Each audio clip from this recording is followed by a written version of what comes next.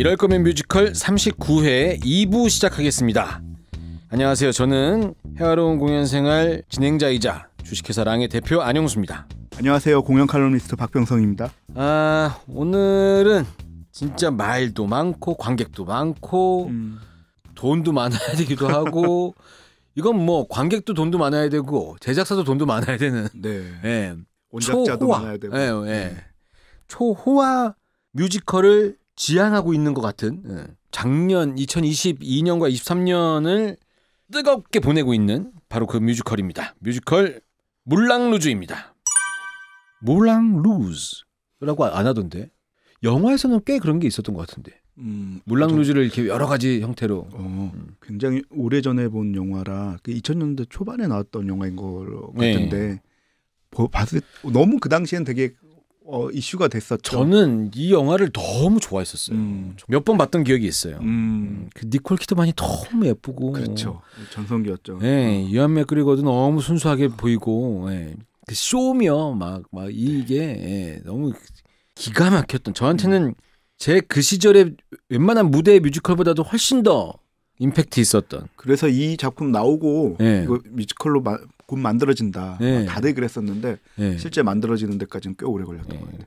그리고 당시에 뮤지컬 관계자들도 꽤 많이 봤던 걸로 기억하고 공연은 이거 진짜 주구장창 할 것 같았는데 3월 5일까지 이제 끝나는 날짜가 보여요. 그러게요. 3월 5일까지 공연을 하고 라이선스고 그냥 초연 아니고 아시아 초연.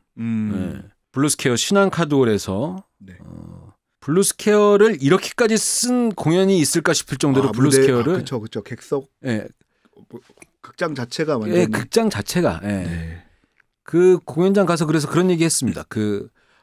이번에 시상식이 LG 마곡에서 한 게 이래서 여기서 못했구나 이런 생각이 들 정도로 뭐 할 수 있는 컨디션이 아니니까. 그렇죠. 인터미션 포함해서 170분. 거의 3시간. 네. 이럴 거면 180분 정도 해도 되지 않나. 근데 뭐 컨트콜하고 박수치고 그러다 보면 180분 되는 것 같아요. 네.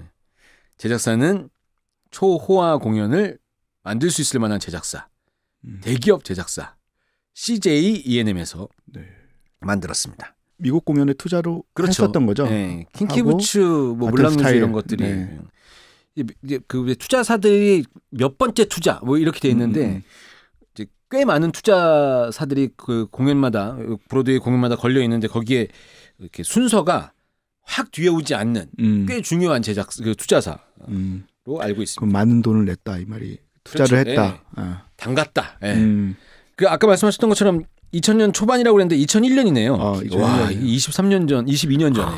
네. 이때가 또 뮤지컬 시카고 나오고 이렇게 쭉 나오면서 뮤지컬 영화가 막 등장하기 시작했던 그런 또 시기이기도 했었어요. 그랬구나. 안 나오다가 뮤지컬 영화가 한동안 또 안 나오다가 막 뮤지컬 시카고 나오고 또 꽤 여러 개 했었는데 드림걸즈는 이때 한참 뒤죠.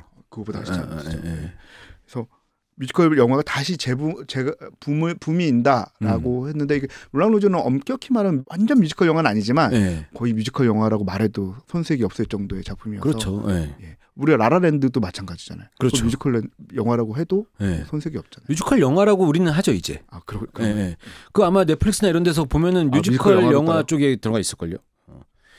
여하튼 2001년에 개봉한 영화 물랑루즈를 원작으로 해서 한 그 블록버스터 뮤지컬입니다. 돈이 어마무지하게 든 걸로 알고 있고 우리 그 PD님이 사전 조사를 해주셨는데 사전 제작비가 2,800만 불.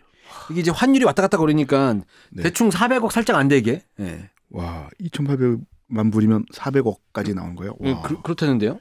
400억 정도가 들어간 브로드웨이 역사상 가장 호화로운 뮤지컬이라고 하고 이런 거 보면 예전에 그 웃는 남자도 할 때 무슨 몇백억 이런 얘기 나왔던 거 같은데 120억 썼었죠. 이게 제작비 이거 이제 기사화 시킬 때는 이게 우리는 이제 공연 며칠부터 며칠까지 어디서 공연하는데 제작비 이만큼 들었다 이렇게 생각하는데 이게 아니잖아요 사실. 한참 전부터 사전 제작비가 있고 그럼요. 제작비를 처음에 이 보도자료에서 또 얘기할 때는 이게 초연만 말고 원래 공연 때도 어디까지 공연 계획이 있어서 다 합해서 제작비 이렇게 보통 얘기하는데 아니 근데 그 웃는 남자가 그때 2번 공연이 있었는데 그 2번 공연 제작비를 다 합치면 120억인가 막 그래서 근데 실제는 근데 보통 그렇게는 얘기 안 하잖아요. 그러니까 한번 그 블루스케어에서 하면 네.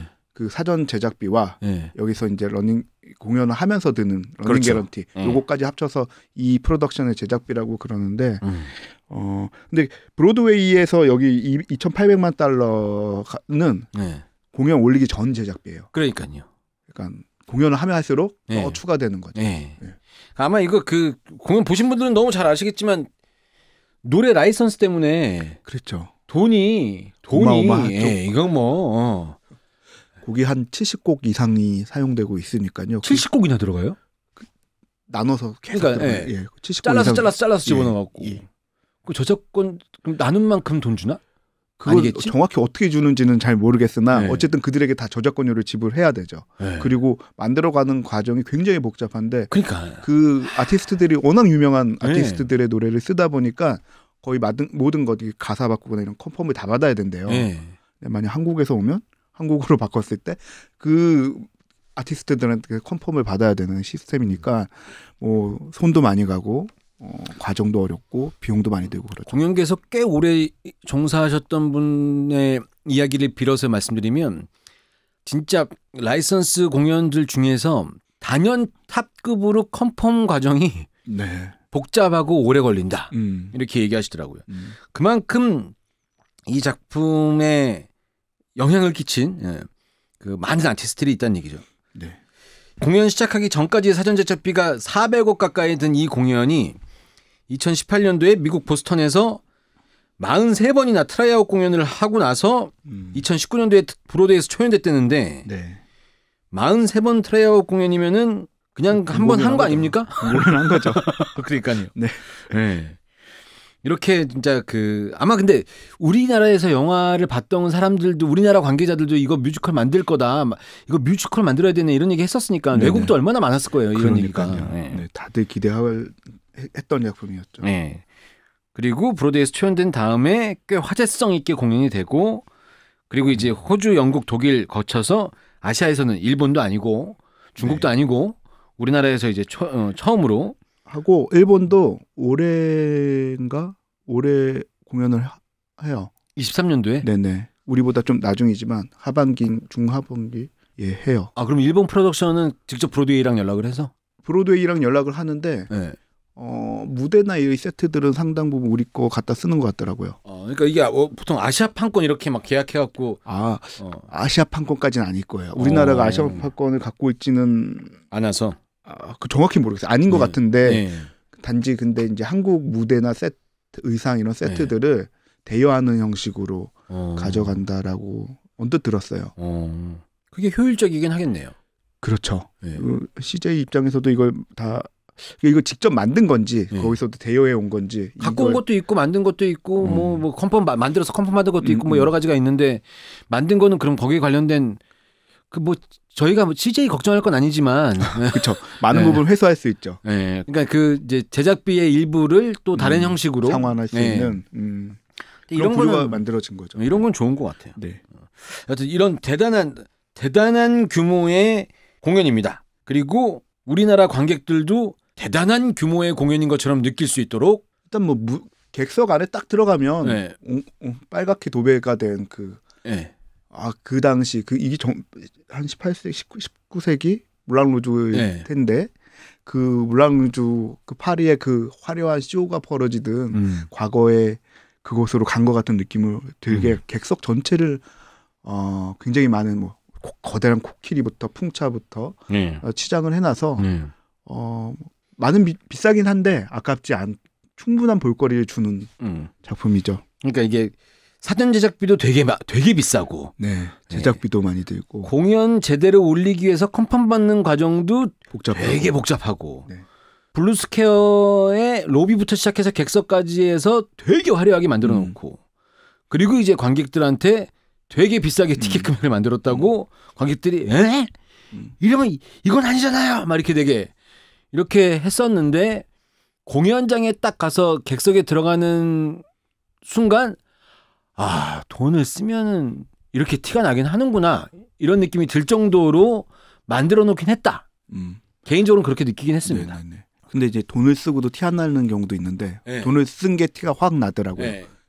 정면 무대 객석 들어가서 무대 보면 와 돈 이러고 네. 옆에 2층 발코니 쪽 보면 오른쪽에 코끼리가 돈 이러고 저쪽에 풍차가 들어가면서 돈돈돈돈돈 거리는 것 같고 네, 전식 같은 것도 그렇고 제작자 입장은 그렇게 또 그렇게 들리시는군요. 네, 보면서 제작자 입장은 네. 제작사 입장에서 그 블랑루즈 공연 같던 걸 만약에 브이로그를 찍었다 그러면은 그 객석 3층 매표소에서 티켓을 받고 나서 객석 1층으로 내려가는 계단을 걸어오면서부터 계단 위에 있는 샹들리에를 보면서 블루스퀘어 계단 위에 샹들리에가 있었나? 이런 생각을 하면서 슬금슬금 걸으면서 혹시 저게 물랑루즈 때문에 만들어놨으면은 얼마? 자 보자. 280만 원, 560만 원 말이 가면서 돈돈돈 그러다가 이제 그 포토존 사진 찍을 때가 굉장히 많더라고요. 그러다가 이제 객석 1층까지 내려가면 한 벽면이 죄다 물랑루즈로. 그러니까요. 거기 사람이 너무 줄 서서 저는 못 찍었는데. 네. 그 사진 찍으려고만 오시는 분들도 계시대요. 공연 시간대 맞춰서 이 문이 열리는 시간에 맞춰 갖고 와서 사진 찍으려고. 그러니까 줄을 쫙 서가지고 또 이제 일찍 가셔야 되는 게 어느 순간 이 배우가 나오면 사진 못 찍게 하거든요. 그러니까 미리 들어가서 사진을 찍으셔야 되는데 물론 인터미션 시간에 찍을 수 있어요. 요거 헷갈리시겠다. 제가 말씀드린 거는 포토존들 사진 찍기 위해서도 티켓 오픈을 할 수 있는 시간과 상관없이 가능한 빨리 가세요. 그래서 빨리 가셔서 밖에서 먼저 찍고 주차도 좀 애매하니까 빨리 가서 한 분은 주차하시고 포토존 걸어다니시면서 찍는데 포토존이 여러 개예요. 네. 여러 군데서 찍고 공연이 시작하고 나면은 빨리 들어가. 그러면은 그 화려한 객석에서 보는 무대를 다 찍을 수 있어요. 네. 근데 어느 순간 되면 막 찍어. 배우가 나와서 약간 이렇게 동작을 하거든요. 공연 10분 전부터 프리쇼라고 해서 그 쇼를 하는데 양쪽 이제 오른쪽 무대 오른쪽 왼쪽에 배우들이 슬금슬금 등장해하고 뭐 대단한 거 하진 않아요. 그렇죠. 자기들끼리 얘기도 하고 뭐 그 이제 쇼걸처럼 보이는 분들이 이상한 웨이브 같은 걸 추기도 하고 막 이렇게 하거든요. 이때부터는 사진 못 찍습니다. 네. 그 얘기 들어보니까 그 사진 찍으면 이 사진이 외국에서도 이상한 곳에 막 사진이 막 올라가고 그래서 이게 안 되겠다 싶어 갖고 이제 그렇게 했다고 그러던데 그런 얘기도 있던데. 그러니까 사진 찍을 게 엄청 많으니까 인스타 같은 거 요즘 많이 하시니까 물랑루즈 18만 원 내서 너무 비싸게 줬다. 나 비싸다. 뭐 이거 미치겠다. 이러신 분들 가셔서 180만 원어치 티켓을 사진을 찍고 오시면 돼요. 그리고 거기 그것도 있어요. 그 왜 인생 내 것 같이 이렇게 사진 찍는 거 있잖아요. 그런 것도 있어서 거기서 사진도 찍고 그러니까 저녁 7시 반부터 10시 반까지 뮤지컬 한 편 보러 와야지 이게 아니라 오늘 저녁 시간 이후에 좀 그 뮤지컬 관람이 들어가 있는 문화 프로그램을 체험전을 갔다 온다 이렇게 생각하시고 가서 사진 많이 찍고 오셨으면 좋겠습니다. 그리고 이제 그 얘기 나오다 보니까 이거 한국 버전이 무슨 뭐 퍼스트 클래스 스테이지 프로덕션 뭐 이런 말이 있던데 저도 이 말 처음 들어봐요. 이 말 뭔 말입니까? 그러니까 프로덕션에 대해서 이렇게 말하는 건 전 처음 들어보고 배우들이 왔을 때 내한 공연했을 때 뭐 퍼스트 클래스 배우들이 온다. 그러니까 투어를 도는 배우들 중에서 그러니까 오리지널 배우들이 오진 않으니까 투어 보는 배우들 중에서도 급이 있거든요. 퍼스트 클래스다, 뭐 세컨드 클래스다 이런 얘기는 하는데 프로덕션이 뭐 퍼스트 클래스 스테이지 프로덕션이라고 말을 어디서 전 못 들어봤고 그래서 이게 뭐 오리지널 스태프들이 왔나 해서 찾아봤더니 오리지널 스태프이 온 건 아니더라고요. 협력 연출들이 오고 다 오페라 유령이나 뭐 맘마미아나 다 그런 그 급들이 오거든요. 근데 왜 이런 말을 쓰는지 잘 모르겠습니다. 그대로 해석하죠. 뭐 퍼스트 클래스 스테이지. 그러니까 무대를 외국에서 공연하는 분들이 제일 잘하는 정확히 컨펌을 해서 최고급 무대로 만들어 놓은 레플리카 공연들은 거의 다 그래요. 다 인정할 만한 사람들을 보내고 맞죠. 그러니까 다 뭐 오페라 유령, 캐츠, 뭐 맘마미아, 디즈니의 모든 작품들 이런 것들은 그 각 제작사에서 전 세계 공연의 퀄리티를 다 보장해야 되니까 어느 나라에서나 이 정도 퀄리티를 유지해야 되거든요. 그래서 항상 제일 잘하는 스태프들 보내는데 아마도 뭐 그걸 좀 강조하는 얘기가 아닌가 싶어요. 아마 프로덕션에서도 이 문장 이것을 많이 사용하지는 않는 것 같은데 아니 뭔가 이유가 있어서 쓰셨는데 제가 모를 수도 있죠. 근데 그냥 그 이제 아시아권에서는 우리나라가 최초로 공연을 하고 이 프로덕션이 오리지널을 많이 돌다 보면 좀 소모된 이미지가 있는데 그런 게 아니고 첫 번째 공연이다 뭐 이런 걸 강조하기 위해서 여러 가지 이유로 이렇게 쓰지 않나 이런 생각이 좀 듭니다. 자, 아까 음악 얘기 잠깐 하셨는데, 네, 예, 이게 원작 영화에 나온 팝송들도 사용하고, 네.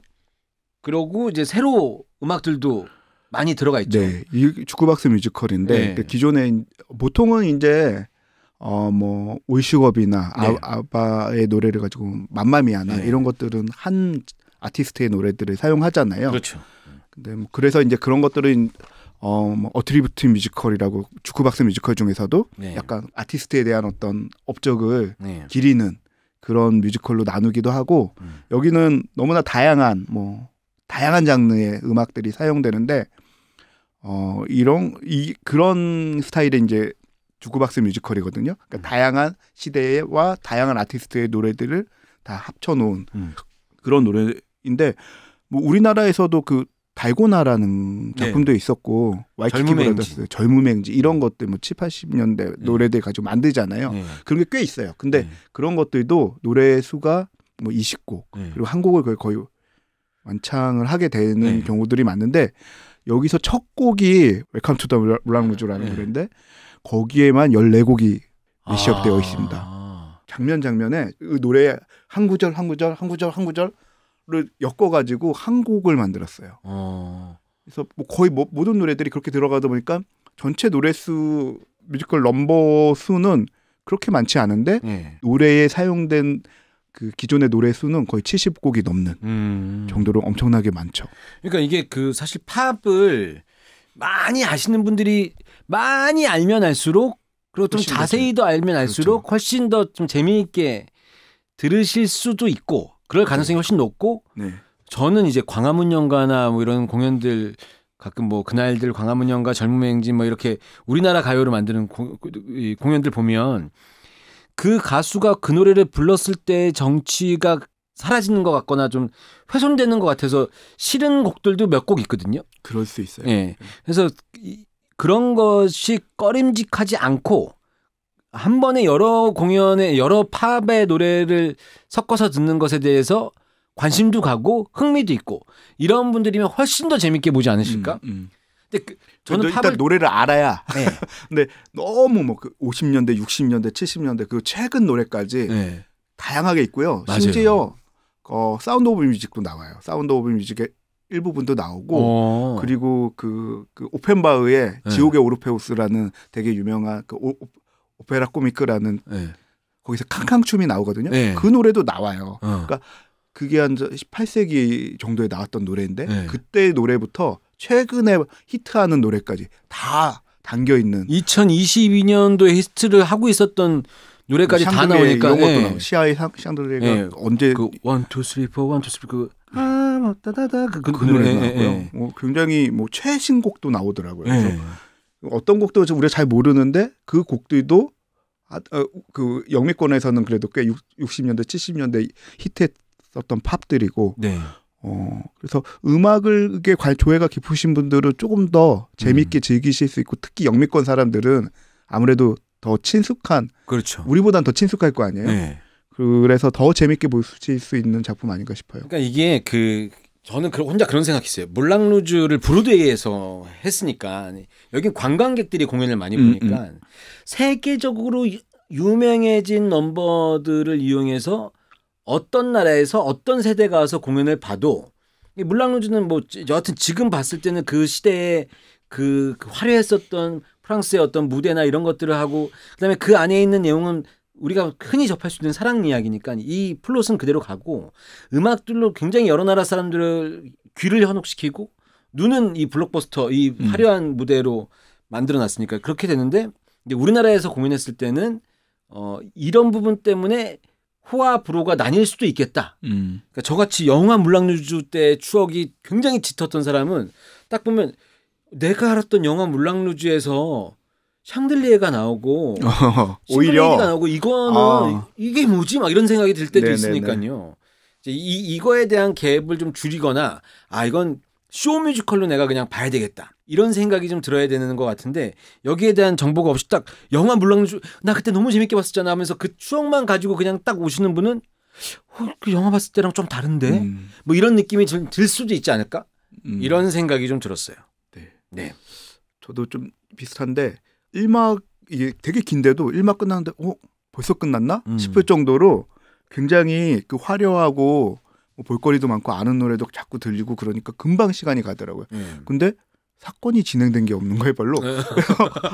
아니 이야기가 별로 진행된 게 없는 것 같은데 1막이 끝나버리니까 근데 시간이 꽤 지난 거예요. 그래서 굉장히 포장과 이런 것들은 화려하고 막 쇼나 이런 것들은 볼거리가 있는데 완전 쇼 뮤지컬이니까. 근데 저는 사실 쇼 뮤지컬을 너무 막 좋아하진 않거든요. 그 시카고 같은 쇼 뮤지컬은 좋아하는데 42번가 같은 쇼 뮤지컬은 막 좋아하진 않아요. 그러니까 그 서사가 단순한 것들은 너무 단순한 것들은 근데 약간 이 작품이 굉장히 외향은 풍성하고 막 너무나 현란하고 되게 막 화려하고 그런데 서사는 좀 아쉽다라는 생각 들었어요. 그러니까 그런 것 같아요. 저는 예전에 한 시기에 라카지라는 뮤지컬과 킹키부츠라는 뮤지컬이 이렇게 동시에 거의 비슷한 시기에 제가 준비를 했는지 공연을 봤는지 그렇게 됐었는데 라카지는 굉장히 화려한 쇼 라카지 홀이라는 게 그 이제 그 클럽 같은 데니까. 근데 그 안에서 가족의 얘기를 하고 있고 킹키부츠는 굉장히 화려한 드래퀸이 등장하지만 그 안에서 진짜 자신을 찾는 이야기가 메시지가 들어있잖아요. 각각의 굉장히 화려한 쇼로 광고가 되어 있지만 메시지는 달랐는데 이 물랑루즈는 굉장히 화려한 쇼 안에 지금 세대들이 봤을 때 뭔가를 감성적으로 느낄 수 있을 만한 메시지가 있는 드라마가 아니라 단순한 사랑 이야기니까 줄거리에 대한 얘기는 그렇게 크게 그렇죠. 이야기에서 오는 감동이 약하고 그러다 보니까 오히려 외향을 더 키워서 그쪽에서 좀 더 부각시키려고 했던 게 아닌가라는 생각도 들어요. 근데 또 사랑은 또 누구나 다 전 세계 사람들이 하는 거니까 성별을 다 떠나서 그런 내용이었습니다. 이게 그래도 왜 그 토니상 가장 최근에 가장 많이 받은 공연 아닌가요? 그런데 이게 좀 이제 좀 흥미로운 재밌는 게 2019년도에 올라가요. 그래서 가장 주목받았던 작품도 맞고 정말 뭐 표값이 막 치솟았던 작품이기도 했었는데요. 근데 2020년도에 코로나 터지잖아요. 상대적으로 이제 토니상 시상식 6월에 하는데 경쟁자들이 별로 없었어요. 아, 독식인가요?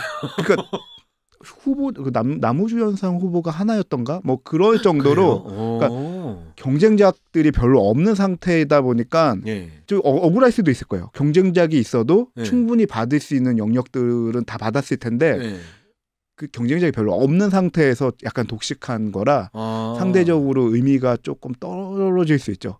그러나 뭐 사실 2019년도에 올라갔을 때 굉장히 이슈가 됐고 관객들이 막 몰려들면서 티켓 가격 굉장히 높아졌고 저도 저희 와이프가 여기 출연하는 아론이라는 그 남자 주인공을 되게 좋아하거든요. 그래서 가려고 봤는데 티켓 가격이 그때 가서 잡을 수 있는 게 거의 40만 원, 38만 원, 그 정도 때였어요. 그래서 둘이 보고 비행기 값이 못 가겠다.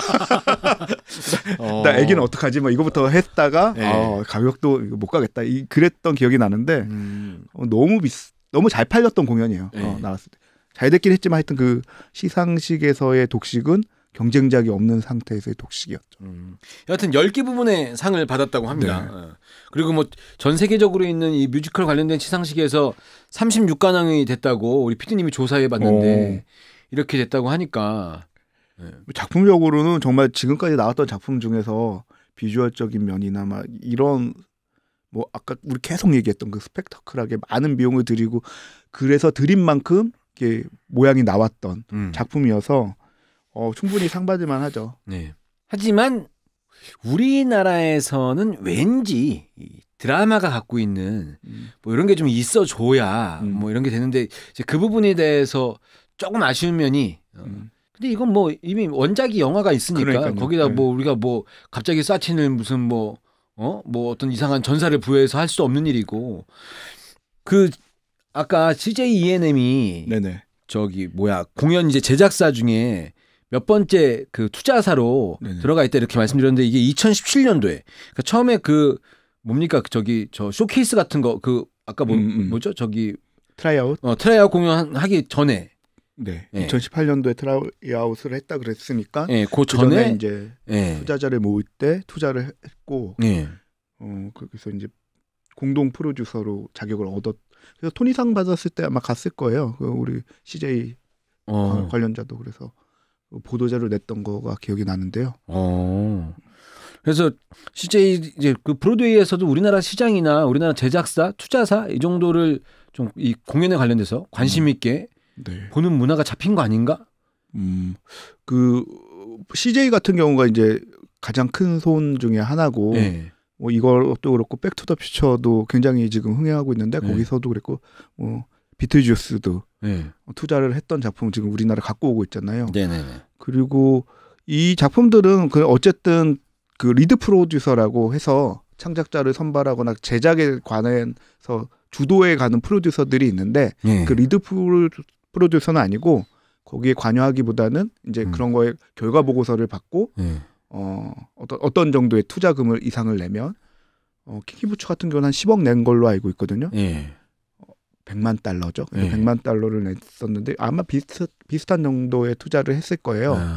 그러면 그 정도의 지위를 부여받게 되고 그런데 예전에 그 CJ가 어거스트 러시라고 영화 그걸 가지고 뮤지컬을 제작하고 있다고 얘기를 했었는데 거기는 이제 리드 프로듀서로 작품을 진짜 투자자들을 모으고 창작진들을 모아서 개발하는 브로드웨이 시장에서 리드 프로듀서로 작품을 개발하고 있었는데 그게 꽤 오래됐는데 지금 어떻게 되고 있는지 잘 모르겠어요. 어거스트 러시 영화 그 작품을 가지고 되게 유명한 창작진하고 개발하고 있었어요. 꽤 오래전부터. 그 작품이 올라가게 되면 정말 이제 브로드웨이에서 CJ가 가장 중심이 되는 프로듀서로 상을 받게 이렇게 토이상에서 상을 받는다면 받게 되는 거죠. 어디 신춘수 대표님도 이런 작업을 계속 꾸준히 하셨죠.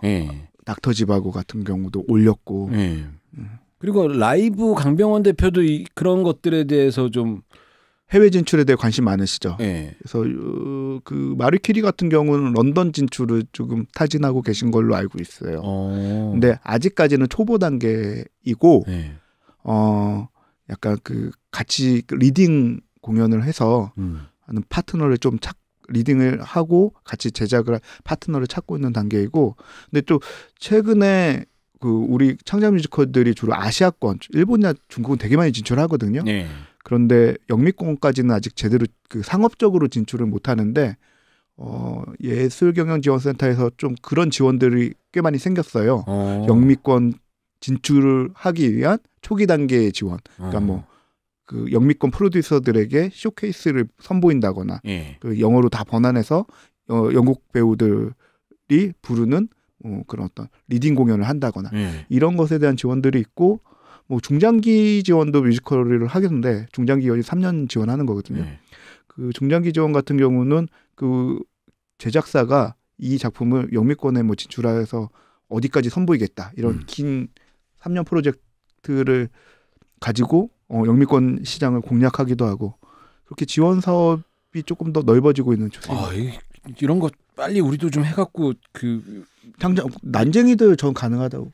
난쟁이들 한번. 저도 그 얘기하려고 그랬습니다. 외국 사람들이 일렬로 나란히 서서 큐리 만나 이렇게 끼리끼리는 영어로 어떻게 말하나? 그러니까 그게 제일 어려워요. 그러니까 우리가 라이센스를 많이 해서 특히 그냥 번역의 문제가 아니거든요. 단순 번역. 그러니까 우리가 번역은 이제 많이 잘하는데 가사 번역은 또 완전 다른 문제거든요. 음가에 맞춰야 되는. 그것도 그렇고 외국 영어를 우리나라 말로 번역하는 건 이제 많이 해봐서 그러니까요. 우리나라 말을 전달하는 게 너무 힘들 것 같아요. 그러니까 그런 경험들이 쌓이지 않아서 앞으로는 이제 이렇게 번역하는 문제, 특히 가사 번역을 한국어를 영어로 번역하는 그런 전문가들이 나오면 앞으로는 정말 할 일 많을 겁니다. 방송 들으시는 분들 진로를 한번 결정하시면 요쪽 괜찮은 시장 같습니다. 네. 요거 일단 그 번역 요쪽 언어 쪽 가면은 단가가 좀 높아질 수 있을 것 같으니까. 예. 뭐 우리나라에서 영화가 진출하거나 소설이 막 이렇게 상 받고 하는데 예. 중요한 그 변개점 하여튼 한 단계 넘어섰는데 그 번역자들의 역할이 되게 컸잖아요. 네, 그랬을 것 같아요. 네. 우리 아무리 좋은 작품이 있어도 그걸 어떻게 어떻게 그러니까는 전달하느냐의 그 최종점은 그 나라 언어인데 그 번역자의 역할이 큰데 뮤지컬에서는 특히 그 가사 번역 굉장히 어려워요. 네. 우리나라도 매번 할 때마다 외국 라이선스 공연 그냥 갖고 오면은 저 정서가 우리나라에 맞을까 이런 얘기 많이 하는 거. 그리고 그 외국에 있는 배우들이 직접 와서 오리지널 공연하고 있을 때 번역기로 이렇게 자막 같은 거 보면 저 느낌 아닐 것 같은데 너무 약간 유치하게 번역된 것 같은 느낌이 들면 딱 이게 느낌이 좀 아쉽고 막 이런 게 있잖아요. 그게 잘 전달되려면 이런 거 좀 생각들을 좀 해주셨으면 좋겠어요. 네. 요쪽 길 괜찮은 것 같습니다. 저는 절대 못하는 이건 노력해도 안 되는 범위 같으니까 다시 태어나야죠. 다시 태어나도 전 그렇게 안 할 것 같아서 언어 쪽은 너무 힘듭니다. 자, 그 물랑루즈 줄거리는 그 간단하게 말씀을 아까 하면서 좀 단순하다고 말씀드려서. 네.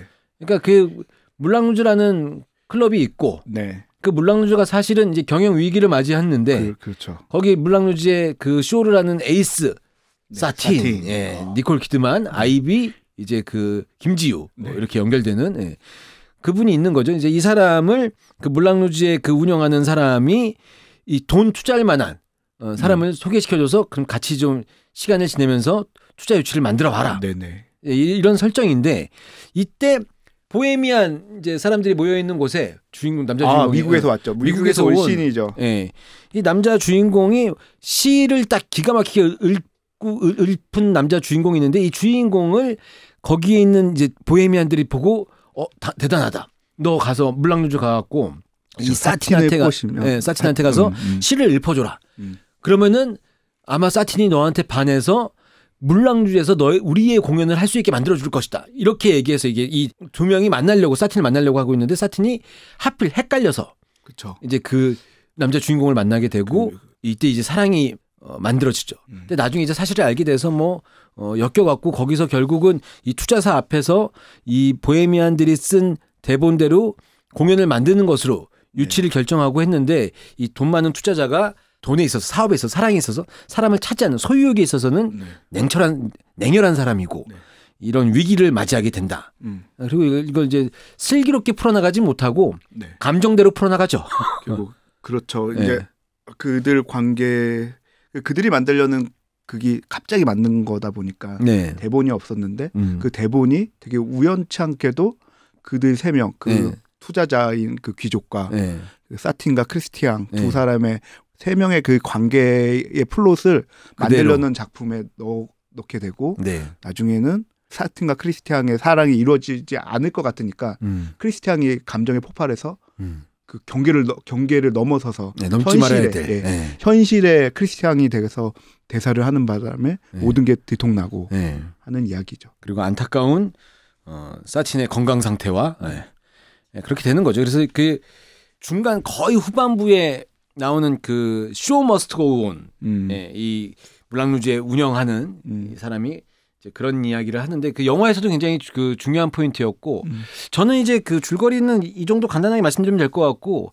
영화로 보면은 영화 포스터도 그렇지만 이완 맥그리거랑 니콜 키드만 이렇게 두 명이 너무 주목받았는데 이번 공연에는 이 크리스티앙 주변에 있는 친구 그 로트렉 이 친구의 역할이 좀 돋보이는 게 뮤지컬로 만들었을 때 저는 이제 드라마적으로 봤을 때 좀 더 좀 마음에 와닿은 저는 정원영 배우로 봤는데 정원영 배우가 이 공연이 갖고 있는 메시지랄까요? 이게 그냥 단순한 사랑이 아니라 그 메시지를 관객한테 계속 전달해주는 역할을 하고 있어서 저는 그 역할을 잘 활용한 게 꽤 좋았던 부분 중에 하나 이렇게 좀 느껴졌었습니다.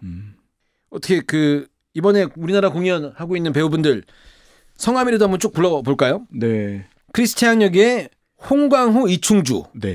누구를 보셨어요? 저는 이충주 배우. 저도 이충주 배우로 봤어요. 사틴 역은 아이비 배우로 봤습니다. 저도 아이비 배우로 봤습니다.